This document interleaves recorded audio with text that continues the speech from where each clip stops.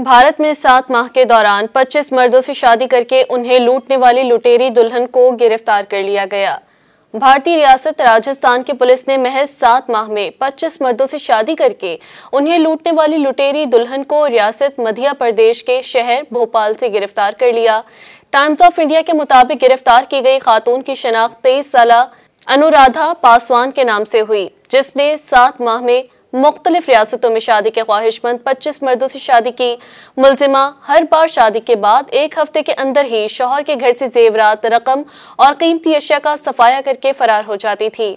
Police की तफ्तीश के मुताबिक खातून का असल ताल्लुक रियासत उत्तर प्रदेश से है, जहां वो एक अस्पताल में मुलाजमत करती थीं, लेकिन शौहर से झगड़े के बाद वो रियासत मध्य प्रदेश के शहर भोपाल चली गईं, जहां उसने लोगों को लूटने वाले एक मकामी गैंग से ताल्लुक बना लिया। खातून ने मकामी गैंग के एजेंट्स के साथ मिलकर मुख्तलिफ अफराद से शादी की और चंद ही दिनों के बाद तमाम शौहरों की कीमती अशिया लूट कर वहां से फरार हुई।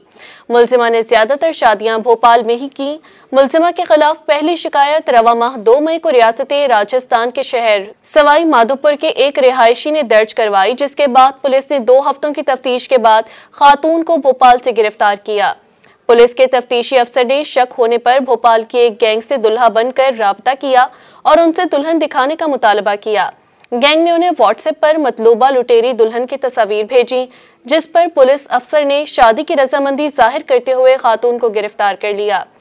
पुलिस ने पैसों के एवज खातून की शादियां करवाने वाले गैंग के कई कारिंदों को भी गिरफ्तार किया। तमाम गिरफ्तार अरकान का ताल्लुक भोपाल से है। भारत में इससे पहले भी कई खवातीन को दर्जनों मर्दों से शादियां करने और उन्हें लूटने के इल्जाम में गिरफ्तार किया जा चुका है। मज़ीद न्यूज़ अपडेट्स और डिजिटल स्टोरीज के लिए सब्सक्राइब करें डॉन न्यूज़ पाकिस्तान।